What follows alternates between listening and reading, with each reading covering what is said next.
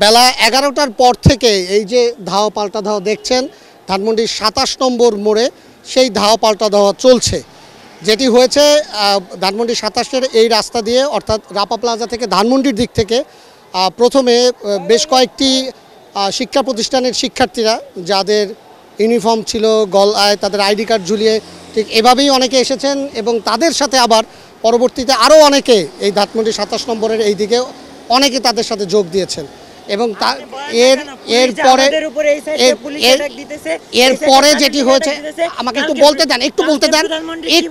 দেন কালকে প্রধানমন্ত্রী কি বলছে শিক্ষার্থীদের নিরাপত্তা পুলিশ এক সাইড থেকে ছাত্রদল অ্যাটাক দেয় এক সাইড থেকে পুলিশ অ্যাটাক দেয় পুলিশ আমাদের উপর গুলি চালায় আমাদের উপর টিয়ার সেল মারে একটা না তিনটে টিয়ার সেল আমাদেরকে ক্রস ফায়ার করে এক সাইড থেকে ছাত্রদল আরেক সাইড থেকে পুলিশ তাহলে আমাদের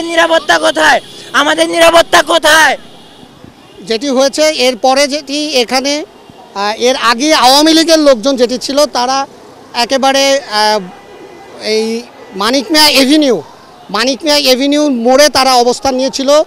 বেশ আগে থেকেই। তারপরে শিক্ষার্থীদের সাথে এই ধাওয়া পাল্টা ধাওয়া চলছেই। মাঝখানে যেটি হচ্ছে পুলিশ এখানে মাঝে মাঝে টিয়ার সেল নিক্ষেপ করছে এবং শিক্ষার্থীদের সাথে ধাওয়া পাল্টা ধাওয়া চলছে। এইভাবেই গত কয়েক ঘন্টা এই ১ ঘন্টার মতো প্রায় হয়ে গেল এই ধাওয়া পাল্টা চলছে এবং দুই দিক থেকেই একদিকে পুলিশও যেমন টিয়ার সেল মারছে আবার আওয়ামী লীগের লোকজনই এখানে এসে ছাত্রদের উপরে প্রথম যেটি হয়েছে যে তারা এখানে মোটামুটি লাঠিসোঁটা নিয়ে রাস্তা দখল করেছিল, মিছিল করেছিল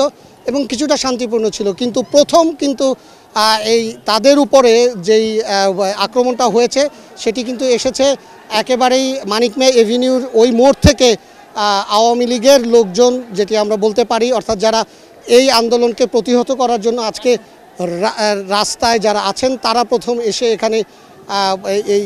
প্রথম তাদের উপরে হামলা করেন এবং তারপরে এই হামলা গত ১ ঘন্টার মতো হলো, ১.৫ ঘন্টা হয়নি, প্রায় ১ ঘন্টা ধরে এই সংঘর্ষ চলছে। দফায় দফায় টিয়ার সেল মারা হচ্ছে এবং এই একই পর্যায়ে এরকম চলছে এবং এখানে যারা পথচারী আছেন আশেপাশে যারা আছেন তারা কিন্তু খুবই আতঙ্কের মধ্যে আছেন এবং এক ধরনের বলতে পারেন যে চারপাশে একটা রণক্ষেত্রের মতো পরিস্থিতি তৈরি হয়েছে। এই হলো সর্বশেষ পরিস্থিতি ধানমন্ডি ২৭ নম্বর মোড়ে।